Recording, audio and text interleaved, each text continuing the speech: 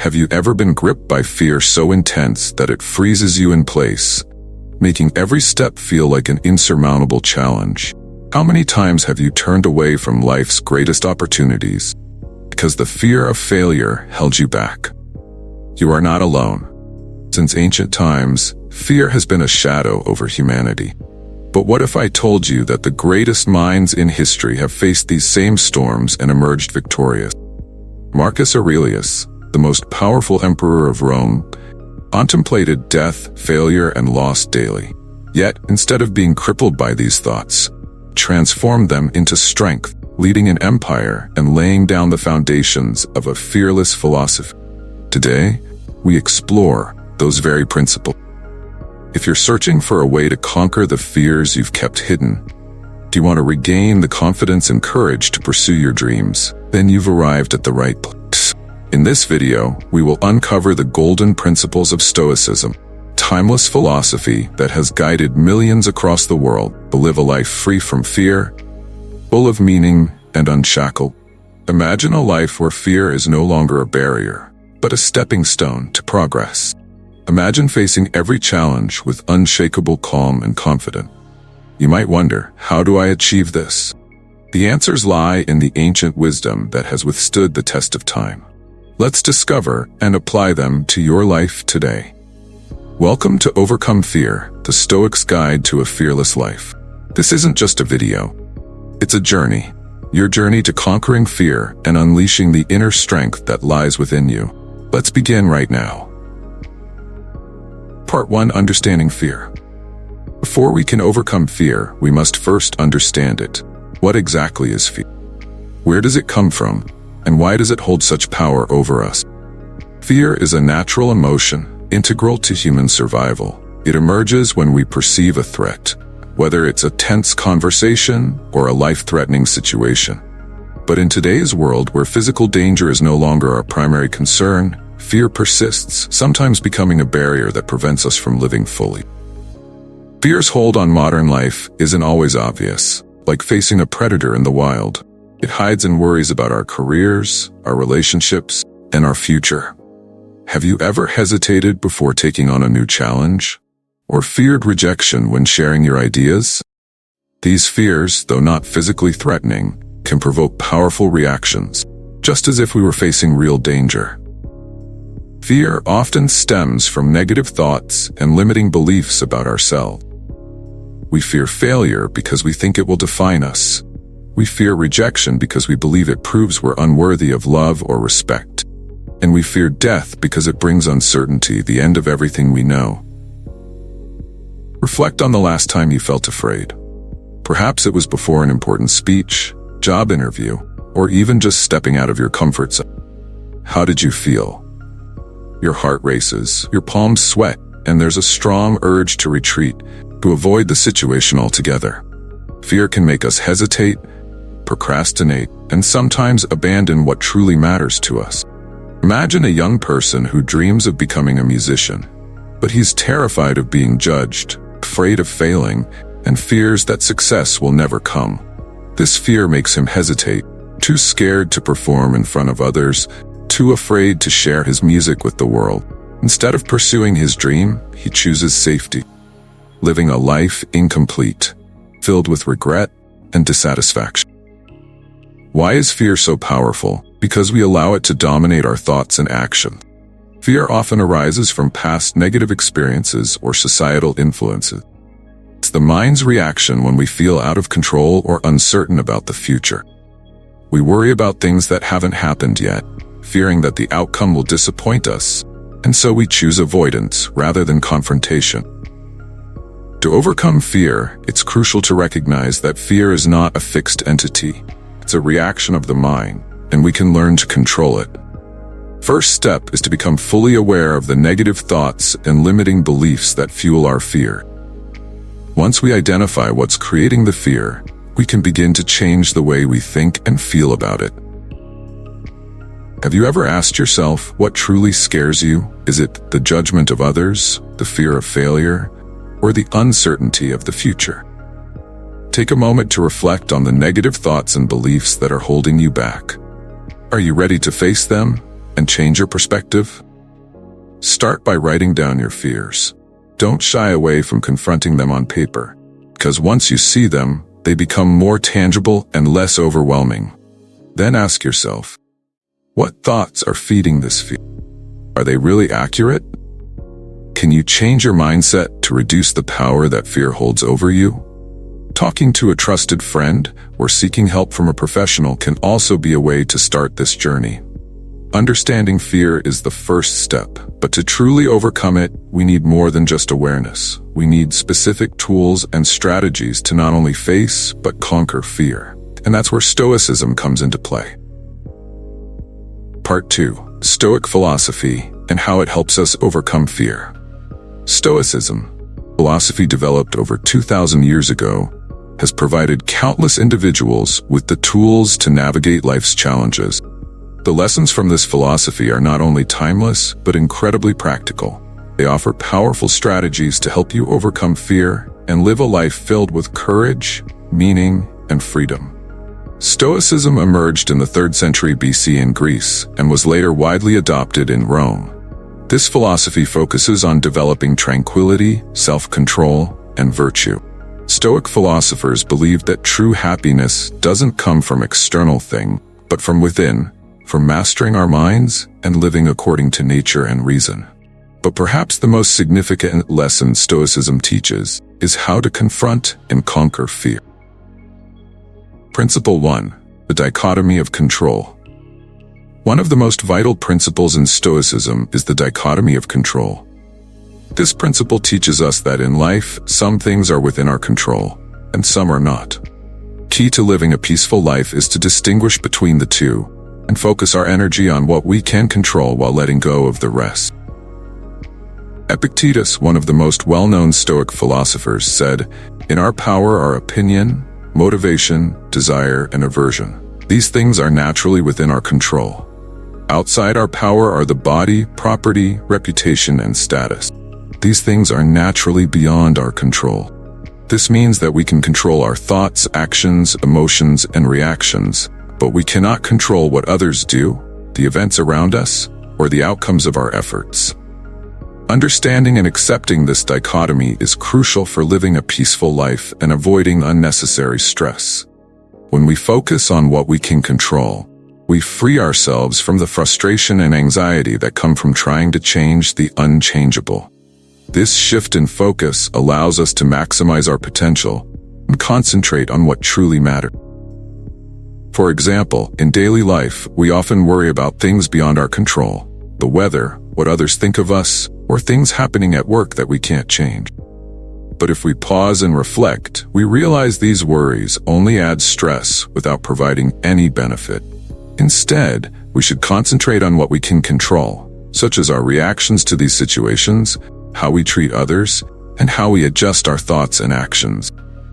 Epictetus shared a story from his own life to illustrate this principle. He was once a slave, a situation beyond his control. However, he chose to control his thoughts and reaction. Instead of being overwhelmed by his circumstances, he used his time and intellect to study and develop his philosophy. As a result, he became one of the most influential philosophers in history, despite the physical limitations he faced. This shows that no matter how difficult our circumstances, we always have control over how we think and respond. The dichotomy of control also involves accepting what we cannot change and letting go of what is beyond our power. Marcus Aurelius wrote in Meditations, "We cannot control what happens to us, but we can control how we react to it." This is a lesson we should remember in every situation. When we understand that we cannot control everything, we will no longer be swept away by negative emotions in the face of unexpected events. Instead, we can focus on adjusting our thoughts and actions to respond effectively. Reflect on a recent situation where you felt anxious or stressed. Was it something beyond your control? If so, try applying the dichotomy of control principle. Focus on what you can do to improve the situation and let go of what you cannot change. This approach will not only reduce your stress, but also help you live a more positive and effective life. Write down the things you can control and the things you cannot. When facing a challenge, review this list and remind yourself to focus on what you can change. This practice will help you maintain peace of mind in difficult situations and avoid unnecessary worries. By mastering the dichotomy of control, you'll find that life becomes much more manageable and meaningful. The dichotomy of control is a powerful tool for overcoming fear and living a tranquil life. But Stoicism offers more than just this principle. It also provides strategies for effectively facing potential hardships. Let's explore the next principle, Premeditatio Malorum, the art of negative visualization. Principle 2. Premeditatio Malorum, negative visualization. Premeditatio Malorum, negative visualization, is a unique technique in Stoic philosophy. It prepares the mind for the worst that could happen. While many might think that dwelling on negative outcomes is unnecessary and only adds to anxiety, Stoic philosophers believe that by proactively imagining potential difficulty, we can train our minds to become resilient and ready to handle any situation. Seneca, in many of his writings, emphasized the importance of mentally preparing for the challenges life may bring. He wrote, "Prepare your mind to face whatever may happen so that when it does, you won't be shocked or overwhelmed." For him, negative visualization wasn't about fostering pessimism, rather about mental preparation, so that when difficulties do arise, you can face them with calm and resilience. Premeditatio Malorum isn't about attracting negative events. It's about preparing mentally to deal with them effectively. When we visualize potential challenges, we become less overwhelmed by them and can make more rational decisions under pressure. This practice helps us maintain tranquility and control our emotions when things don't go as planned. For example, if you fear losing your job, take some time to visualize that scenario and the potential consequence. Imagine how you would feel, the challenges you might face, and most importantly, what you would do to overcome them. Then, think about the steps you can take now to prepare for that possibility, such as saving money, learning new skills, or expanding your network. When you're mentally prepared for the worst, you'll feel more confident and less vulnerable to unnecessary fear. Seneca often practiced premeditatio malorum by imagining losing everything he had, his wealth, reputation, even his life. This practice helped him appreciate what he had and not be caught off guard by actual losses. He believed that by anticipating difficulties, we are less likely to be devastated by them and can maintain our mental balance in any situation. Premeditatio Malorum also teaches us that bad things don't always lead to negative outcomes. In many cases, they can open doors to new opportunities we hadn't considered before. When we mentally prepare for challenges, we also open ourselves to the positive aspects they might bring. This is how Stoicism helps us face life's challenges with a constructive and growth-oriented mindset. You can practice Premeditatio Malorum by spending a few minutes each day contemplating the worst-case scenarios and how you would deal with them. Visualize in detail how you would feel, obstacles you might encounter, and the steps you would take to overcome them. This exercise will train your mind to face real challenges with calmness and greater confidence. Premeditatio Malorum is a valuable tool for addressing specific fears and mentally preparing for difficult situations. However, to truly live a fearless life, we must develop a mindset of embracing our fate, accepting everything that happens as part of life. Let's explore the next principle, Amor Fati, the love of fate. Principle 3. Amor Fati, love of fate. Amor Fati, love of fate, is one of the core principles of Stoicism, encouraging us to accept everything that happens in life, whether good or bad. Instead of resisting or complaining about what happens, we learn to embrace it as a necessary part of life. This doesn't mean being passive or resigning ourselves to our fate. It means understanding that everything happens for a reason and we can learn and grow from every experience. Marcus Aurelius wrote in Meditations, "Love the fate that is yours, for it is precisely tailored for you." For him, Amor Fati was not just about accepting what happens, but about loving and cherishing it as an essential part of life. This is a powerful attitude that helps us overcome difficulties and challenges with tranquility and gratitude. Amor Fati doesn't mean giving up or being resigned to fate. It's about seeing everything that happens through a positive lens and finding meaning in it. When we love our fate, we find peace and happiness even in the most challenging circumstances. This helps us avoid being trapped in negative emotions when faced with difficulty, and instead see them as opportunities to grow and learn. Think of a time in your life when something unexpected happened that you didn't want, but it led to a positive outcome. Perhaps it was a job you didn't want, but that brought new opportunities, or a relationship that ended but opened the door to better ones. When we love our fate, we stop obsessing over what we can't change, and instead focus on making the best of any situation. Seneca wrote extensively about accepting fate with gratitude. He believed that the difficulties and challenges we face are not bad, but opportunities to train and develop ourselves. He wrote, "Nothing happens to us that doesn't have a reason, and everything can be a lesson if we know how to see it." Amor Fati helps us view everything that happens through a positive lens, allowing us to turn difficulties into opportunities for growth. Amor Fati also helps us overcome the fears of the future. When we learn to love our fate, we no longer fear what might happen, because we know that no matter what happens, we will embrace it with tranquility and gratitude. This allows us to live fully in the present without being haunted by things we cannot control. If you are facing a challenge in your life, try applying Amor Fati. Look for the positives in the situation, and remind yourself that everything happens for a reason. Love your fate and find meaning in every experience, whether good or bad. This will help you live a more peaceful life, and you'll see that even in the most challenging times, there is always something to learn and grow from. Amor Fati reminds us that life is unpredictable, and we cannot control everything. But what we can control is how we respond to what happens. When we learn to love our fate, we are no longer trapped in negative emotions or fears of the future, but instead, we find peace and happiness in the present.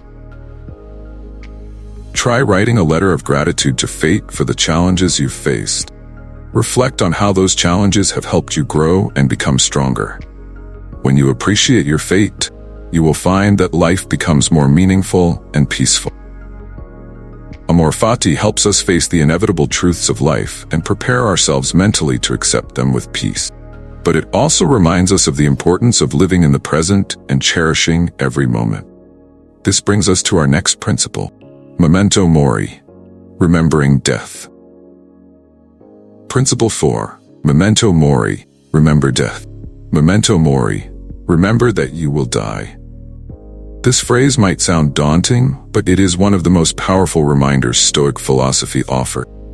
In a world where death is often avoided, even denied, reflecting on it is an act of courage. It requires us to face the fact that our lives are finite, that each of us will face death one day.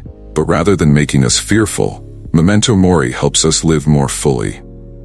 Marcus Aurelius, in his Meditations, frequently mentioned death, not to instill fear, but to remind himself of the fleeting nature of time. He wrote, "You could leave life right now. Let that determine what you do and say and think." For him, reflecting on death wasn't an act of pessimism, but a tool to maintain focus on what truly matters. It helped him avoid wasting time on trivial matters, not be overwhelmed by negative emotions, and constantly remember that time is precious and every moment is worth living. Stoicism doesn't see death as something to be feared, but as a natural part of life. For Stoic philosophers, death is an inevitable event, and instead of avoiding it, we should face it with calmness and courage. By regularly reminding ourselves of death, we can live a more purposeful life, avoiding wasting time on unimportant things and appreciating the moments we have. For example, imagine you are in a stressful situation, perhaps at work or in your personal life. You feel anxious, confused, and maybe even angry. But if you pause for a moment and reflect on death, not in a morbid way, but in the way Marcus Aurelius did, you will realize that what you're worried about isn't as important as you think. In the face of death, minor conflicts, fears of the future, or past mistakes all become insignificant. What matters is how you live in the present moment. Seneca, one of the most famous Stoic philosophers, wrote extensively about death in his works. He believed we shouldn't wait until death is near to start thinking about it. Instead, we should live each day as if it were our last. This doesn't mean living in fear or panic, but living with full awareness of the finite nature of time. When you know your time is limited, you no longer want to waste it on unimportant things. You want to make the most of every moment, to love and cherish those around you, and to pursue your greatest goals in life. Epictetus, who endured many hardships in his life, also had a very calm view of death. He believed that death wasn't a bad thing, but simply the natural end of life. What's worse is living a life without purpose, without morality, and without meaning. He advised that we should prepare ourselves mentally for death, not by fearing it, but by living a good life so that when death comes, we can accept it with calmness and without regret. Memento Mori isn't about living in fear, but about living fully. When we realize that time is limited, we are motivated to pursue what truly matters to us and leave behind a meaningful legacy. You can start by asking yourself, if today were my last day, what would I do? How would your priorities change? What would you spend your time on? How would you treat those around you? When you start living with an awareness of death, you'll find that the things you used to worry about are no longer as important. You'll begin to appreciate the simple moments in life. A peaceful morning, conversation with a loved one, or even the quiet moments alone. You'll realize that what truly matters isn't material success or fame, but the values within you, the relationships you've built, and the contributions you've made to the world. In a world where death is often hidden, reflecting on it can be a revolutionary act. It helps us view life with humility and gratitude, and helps us avoid the traps of ambition and pride. Memento Mori isn't a frightening warning, but a reminder to live better, love more, and leave behind a meaningful legacy. Take a few minutes each day to reflect on death. This isn't to make you pessimistic or fearful, but to help you focus on what truly matters and live a life without regrets. When you know your time is limited, you will live each day as if it were a precious gift. You will enjoy every moment, love more, and pursue what is meaningful without letting trivial things bother you. Memento Mori helps us face the inevitable truth of life and prepare ourselves mentally to accept it with peace. But it also reminds us of the importance of living in the present. And that's our next principle to explore, focusing on the present. Principle 5. Focusing on the present. Past is gone and the future is yet to come. The only thing we truly have is the present. In modern life, we are often caught up in the whirlwind of thoughts about the past and the future, leading to anxiety, regret, and fear. But Stoic philosophy teaches us that true peace and happiness can only be found when we learn to focus on the present moment. Marcus Aurelius, in his Reflections, wrote about the importance of living in the present. He emphasized that the past is out of our reach and the future is entirely uncertain. Therefore, the only thing we truly control is our actions, thoughts, and feelings in the present moment. This might sound simple, but in reality, focusing on the present is a skill that we need to practice every day. Fear often arises from worrying about what might happen in the future or regretting what has happened in the past. But when we focus on the present, we free ourselves from negative thoughts and find inner peace. Focusing on the present helps us live a meaningful life, because we are not distracted by things that cannot be changed or are uncertain. We can devote our full attention and energy to what is happening right now. When we eat a delicious meal, focus on the taste, texture, and sensation of the food. When we converse with a friend, listen to them sincerely without letting your mind wander. When we work, focus on the task at hand and strive to complete it to the best of your ability. These are practical ways to practice living in the present. By doing this, we not only enhance our focus and performance, but also deepen our connection with those around us and with ourselves. Marcus Aurelius once illustrated the importance of living in the present with a story. One day, while walking in his garden, he saw a beautiful flower. He stopped and admired it closely. He realized that the flower would soon wither, but its beauty in that present moment was eternal. This reminded him that life is like that flower, temporary and fleeting. But if we live fully in each moment, we will find peace and happiness in that transient. To truly focus on the present, we need to learn to let go of the past and not worry too much about the future. This doesn't mean ignoring the lessons from the past or not planning for the future, but rather not letting thoughts of the past and future dominate our present life. We need to spend enough time reflecting on the past, learning from it, and then returning to the present. Similarly, we can plan for the future, but not let worries about what hasn't happened yet affect our current state of mind. Seneca wrote, "We are often torn apart by the past and the future, and as a result, we don't truly live in the present. We lose our peace because we are haunted by what has passed and anxious about what has not yet come." To avoid falling into this trap, we need to learn how to control our minds and bring them back to the present whenever they wander into the past or future. This is a skill that needs to be practiced daily, but once you master it, you will find that life becomes much more manageable and meaningful. Think about the moments when you truly felt happy and at peace. Perhaps it was when you were with your family, enjoying the time together without being distracted by work or other worries. Or maybe it was when you were engaged in an activity you love, such as painting, playing music, or simply reading a good book. These moments have one thing in common: you were completely present. When we focus on what is happening right in front of us, we not only enjoy life more, but also find a deeper connection with ourselves and those around us. To practice living in the present, you can start with small steps. Spend a few minutes each day practicing mindfulness. When you're brushing your teeth, focus on the feeling of the brush on your teeth and gums. When you're walking, pay attention to each step and the sensation of the ground beneath your feet. When you're talking to someone, listen to them fully without letting your mind wander. These small exercises can help you develop the focus on the present and gradually create a habit of living fully in every moment. Focusing on the present is a great way to find peace and happiness. But Stoicism doesn't stop there. This philosophy also encourages us to seek wisdom from others, those who have walked the philosophical path before us. Let's explore the next principle: seeking wisdom from others. Principle 6. Seeking wisdom from others. No one is an island. We are all part of a community and can learn a great deal from those around us, especially from those who have walked the philosophical path before us. In Stoicism, seeking wisdom from others is not just a smart action, but an essential part of personal development. The Stoic philosophers emphasized that wisdom isn't something we naturally possess. It's something we must continually seek and learn from others.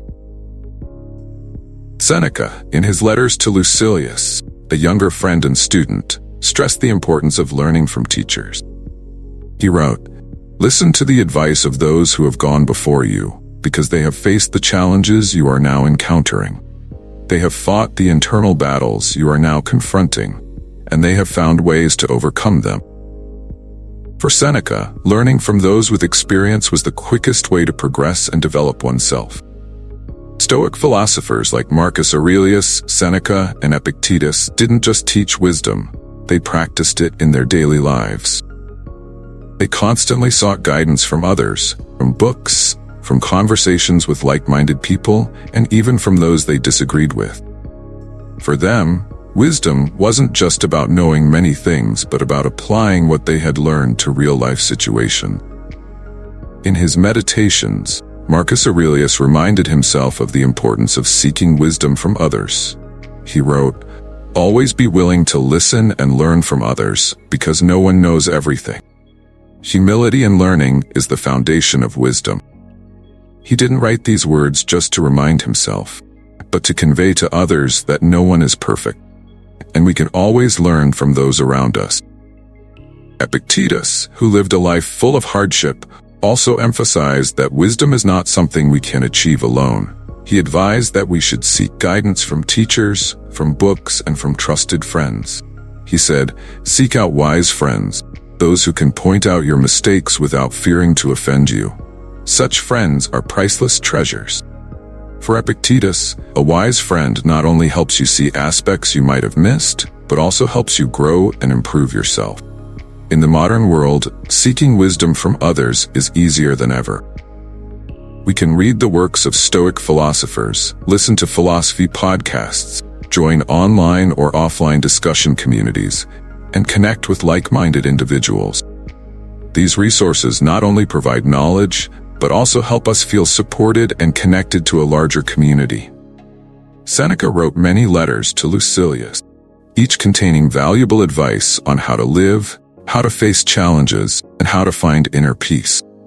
These letters, known as the Epistulae Moralis ad Lucilium, are not only an important document in Stoic philosophy, but also a source of inspiration for anyone who wants to learn from those who have gone before. Seneca didn't hesitate to share his thoughts and experiences with Lucilius, as he believed that wisdom can only be developed through sharing and learning from one another. Seeking wisdom from others doesn't mean we abandon our independent thinking. Instead, it's a way to broaden our perspective, learn from others' mistakes and successes, apply those lessons to our own life. When we combine the knowledge and experience of others with our own experiences, we can develop a solid and meaningful philosophy of life. Do you have any Stoic role models? What qualities do you admire in them? How can you learn from them and apply those lessons to your own life? Don't hesitate to seek wisdom from those around you, and don't hesitate to share what you've learned with others. When we learn from one another, we not only develop ourselves, but also help others on their journey. Read the works of Stoic philosophers like Marcus Aurelius, Seneca, and Epictetus. Join Stoic communities online or offline to connect with like-minded individuals. Don't be afraid to ask questions, listen, and share your thoughts. When we seek wisdom from others, we are enriching ourselves and the community we belong to. Learning from others is an important part of the Stoic journey. But to truly put these philosophies into action, we need to cultivate virtues. Let's explore the next principle: cultivating virtue. Principle 7. Cultivating virtue.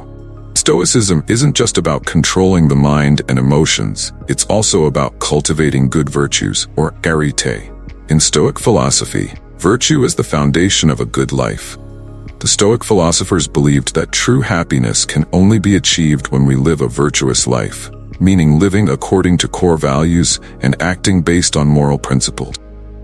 The Stoic philosophers identified 4 core virtues that everyone should cultivate: wisdom, courage, justice, and temperance. These virtues are not only admirable qualities, but also guiding principles for our actions in daily life. When we develop these virtues, we not only become better people but also live a more meaningful and happy life. Wisdom is the ability to discern and understand what is right and wrong and make wise decisions based on that understanding. For the Stoic philosophers, wisdom is not just knowledge of the world, but also the ability to apply that knowledge to real-life situations. Wisdom helps us distinguish between what we can control and what we cannot, allowing us to focus on what truly matters. Courage is the ability to face difficulties and challenges without being overwhelmed by fear. Courage doesn't mean being fearless, but rather doing what is right despite fear. In life, we will encounter situations that require courage. Standing up for our values, fighting for justice, or simply staying steadfast in difficult decisions. When we cultivate courage, we become stronger and can face any challenge with calmness and confidence. Justice is the respect and fair treatment of others. For the Stoic philosophers, justice is not just about following the law, but also about living a moral life in which we prioritize the well-being of others over our own when necessary. Justice requires us to treat everyone with respect and compassion, regardless of status, wealth, or any other factors. When we live justly, we not only create a better society, but also find peace and satisfaction within ourselves. Temperance is the ability to control our emotions and desires. Temperance doesn't mean giving up the pleasures of life, but rather knowing how to enjoy them in moderation and not letting them dominate our lives. When we cultivate temperance, we learn to control emotions such as anger, jealousy, and greed, leading to a more balanced and harmonious life. Socrates, an ancient Greek philosopher, is considered a model of virtue. He constantly sought truth and justice, never fearing authority or public opinion. He lived a simple and temperate life, focusing on developing his wisdom and morality. Socrates didn't just talk about virtue, he lived by the principles he taught. His life is a testament to the practice and cultivation of virtue in every situation, no matter how difficult or challenging.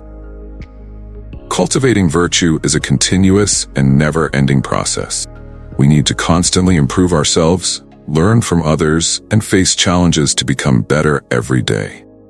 This requires patience, discipline, and self-awareness. We need to remind ourselves of the core values we want to live by and not let external pressures shake our determination. Think about which virtue is most important to you. Perhaps it's patience, courage, or compassion. Ask yourself, what are you doing to develop that virtue in your daily life? Have you set specific goals to practice and improve it? Are you seeking role models to learn from and apply those lessons to your own life? Choose a virtue you want to develop and set specific goals. For example, if you want to cultivate patience, try identifying situations where you usually lose patience and focus on controlling your emotions in those situations. If you want to develop courage, start with small steps like voicing your opinion in a meeting or facing a personal fear. The important thing is to have a specific plan and commit to practicing it every day. Cultivating virtue is a long and challenging journey, but it's also a worthwhile journey because it leads us to a more meaningful and happier life. When we cultivate good virtues, we not only improve ourselves, but also contribute to creating a better world. Always remember that virtue is not something we are born with, but something we need to constantly cultivate and develop. Cultivating virtue isn't just an individual endeavor. It's about building a better community. When we live a virtuous life, we become an inspiration to those around us, helping them also strive to cultivate and improve themselves. This creates a positive chain reaction, where everyone contributes to the development of the community. So, commit yourself to continuously cultivate and develop good virtues. Do this not only for yourself, but also for those around you. When we live a virtuous life, we not only find peace and happiness, but also contribute to creating a better world for everyone. Cultivating virtue is one of the core principles of Stoicism. But to truly live a happy and meaningful life, we must live in harmony with nature. Let's explore the next principle, living in accordance with nature. Principle 8, living in accordance with nature. Stoicism teaches us that humans are part of nature, and we should live in harmony with it. Living in accordance with nature is an important principle for finding true peace and happiness. In the modern world, we often get caught up in worries about work, success, and material wealth, forgetting that true happiness doesn't come from external things, but from living a simple life in harmony with nature and our core principle. Living in accordance with nature means accepting the laws of nature and living by them. This includes living simply, not being consumed by material desires, and living according to reason and virtue, what Stoic philosophers believe to be the true nature of humans. When we live in accordance with nature, we not only find peace within ourselves, but also feel a deeper connection with the world around us. For the Stoic philosophers, living in accordance with nature isn't just about following the physical laws of nature, but also about living true to human nature, meaning living ethically, rationally, and with restraint from unnecessary desires. This means we need to understand ourselves, know our limits and capabilities, and not let unreasonable ambitions or negative emotions dominate our lives. Diogenes, a famous Stoic philosopher known for his ascetic lifestyle, lived a simple life in accordance with nature. He believed that happiness doesn't come from wealth or fame, but from living a simple life in harmony with nature and ethic. When Alexander the Great visited him and asked if he needed anything, Diogenes simply asked Alexander to step out of his sunlight. This shows that for Diogenes, basic needs and harmony with nature were more important than anything else. When we live in accordance with nature, we find peace and satisfaction in simple things. We are no longer caught up in the cycle of comparison and competition, but instead focus on self-improvement and contributing to the community. We learn to accept the changes and challenges of life because we understand that they are a natural part of life. Living in accordance with nature also means accepting our limitations and not trying to overcome what we cannot control. We learn to appreciate what we have and not be obsessed with things we cannot change. This helps us live a simple life, focusing on what truly matters and avoiding the traps of ambition and pride. Think about your current life. Are you living in accordance with nature? Are you caught up in material desires and the vanity of modern life? Take time to reflect on what truly matters to you and adjust your lifestyle accordingly. Learn to appreciate simple things and find joy in the peaceful moments of life. Living in accordance with nature doesn't mean giving up everything and living an ascetic life like Diogenes, but finding a balance between personal needs and harmony with the world around you. You don't need to give up everything to live a simple life. You just need to recognize what truly matters to you. Eliminate the unnecessary. Try spending time in nature, taking walks in the park, hiking, or simply gazing at the sky. Focus on simple things and appreciate what you have. When you feel overwhelmed by daily worries, remember that life is short and every moment is a precious gift. Live a purposeful and meaningful life, contributing to the community and the world around you. Living in accordance with nature helps us find balance and harmony in life. But to truly overcome fear and live a meaningful life, we must develop a steadfast mindset that isn't swayed by life's ups and downs. Let's explore the next principle, striving for excellence. Principle 9, striving for excellence. Stoicism does not encourage us to settle for mediocrity. Instead, it pushes us to continually strive to become the best version of ourselves.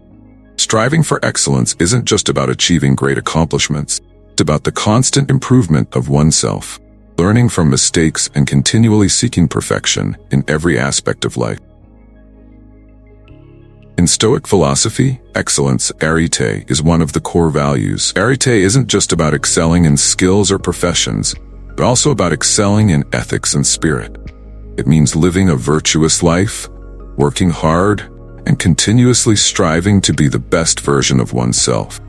When we strive for excellence, we not only improve ourselves, but also make a positive impact on those around us and the world at large.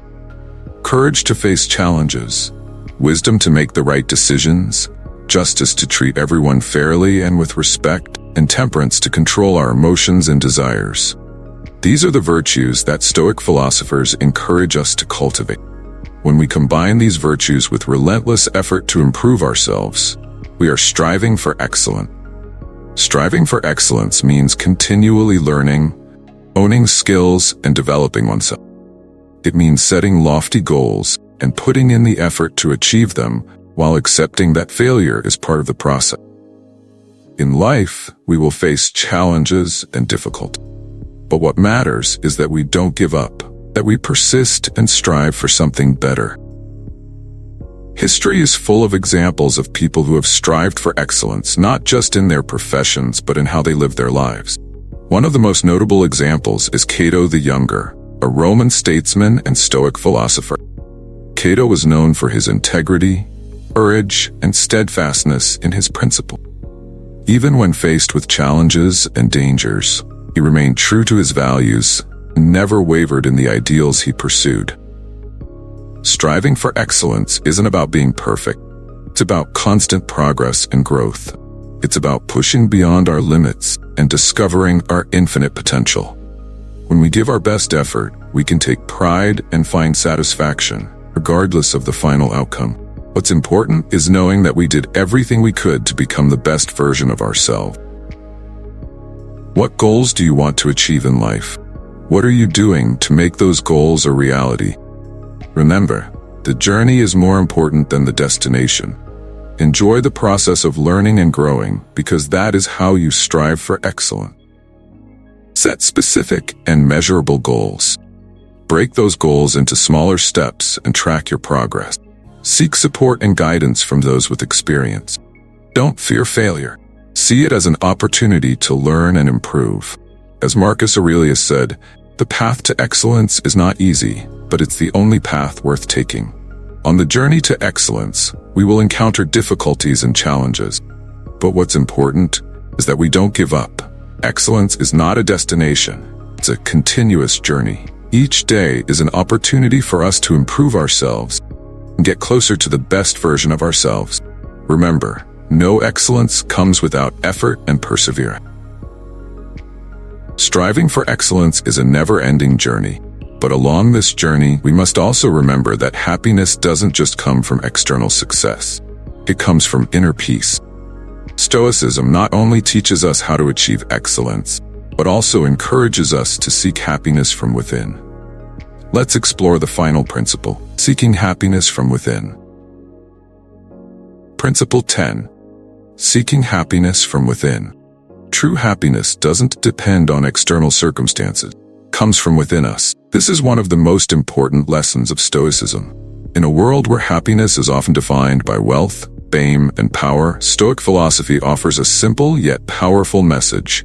Happiness is not the result of external conditions, but a mental state built from within, based on core values and a deep understanding of oneself. Seneca wrote, "Happiness is not in possessing much, but in desiring little." This statement emphasizes that happiness doesn't come from achieving what we want, from being grateful and content with what we have. When we seek happiness from within, we are no longer dependent on external conditions. We are no longer caught up in the endless race to have more, and we are not swayed by the fluctuations of life. Epictetus, despite being a slave and enduring many hardships, found happiness in pursuing philosophy and living a virtuous life. He said, "Happiness is not determined by what we have, but by how we think about what we have." For Epictetus, happiness wasn't something that someone could give you. It was something you had to create for yourself, through how you perceive and respond to life. In Meditations, Marcus Aurelius often reminded himself of the importance of seeking happiness from within. He wrote, "Your happiness depends on the quality of your thoughts. Therefore, be careful of what you think. Ensure that you do not think anything contrary to nature or necessary. True happiness." For Marcus, happiness was the result of living a virtuous life, in harmony with nature, and focusing on what could be controlled. Inner happiness isn't something we can achieve overnight. It's the result of a continuous process of self-cultivation and development. It's about learning to accept what we cannot change, focusing on what we can control, and living a meaningful and virtuous life. When we seek happiness from within, we become less affected by the ups and downs of the external world, and we can live a peaceful and happy life no matter the circumstance. Reflect on what brings you joy and happiness. Is it material success, or is it the peaceful moments when you live in alignment with your values? When you find yourself caught up in the endless race to achieve more, remember that true happiness doesn't come from external things, from the peace and contentment within you. Seeking happiness from within doesn't mean giving up all ambition or ceasing to strive for greater goals. It's about recognizing that these goals shouldn't be your sole source of happiness. When we find balance between striving and being content with what we have, we discover true happiness. This is a happiness that is not swayed by success or failure, but a stable and lasting state of mind. Epictetus taught, "Don't demand that things happen as you wish, but wish them to happen as they do, and you will be happy." This quote clearly reflects the Stoic philosophy of accepting what cannot be changed and seeking happiness from within. When we learn to accept things as they are, we are no longer stressed or anxious about what we cannot control, and we can find peace and happiness in any situation. Inner happiness also comes from being grateful for what we have. When we focus on the positive aspects of our lives and express gratitude for them, we feel happier and are less affected by negative things. Gratitude is one of the most powerful tools for nurturing inner happiness. Take time each day to reflect on what you are grateful for, and you'll find that life becomes lighter and more meaningful. Take time each day to reflect on what you are grateful for. Practicing gratitude will help you focus on the positive things in life and feel happier. Dedicate time to activities that bring you joy and meaning, such as reading, writing, painting, playing music, or spending time with loved ones. When you seek happiness from within, you'll find that life becomes much more peaceful and meaningful. Seeking happiness from within is a never-ending journey. It's a journey that requires self-awareness, patience, and commitment. But when you've learned to seek happiness from within, you'll no longer depend on external conditions to feel happy. You'll become freer, more peaceful, and able to live a more meaningful and fulfilling life. Stoicism is not just a collection of principles, but a way of life. It teaches us how to live a life without fear, by understanding our fears, distinguishing what we can control, preparing our minds for the worst, and loving our fate. The journey to overcoming fear isn't something that happens overnight, but a continuous process. But if we are patient with ourselves, practice regularly, and never give up, we can live a life of meaning, full of courage and without regret. Thank you for watching Overcome Fear, the Stoic's Guide to a Fearless Life. I hope these principles will accompany you on your journey to conquering fear and discovering your limitless potential. Live fearlessly. Thank you for listening. If you found this video helpful, please like, share, and subscribe to my channel for more videos.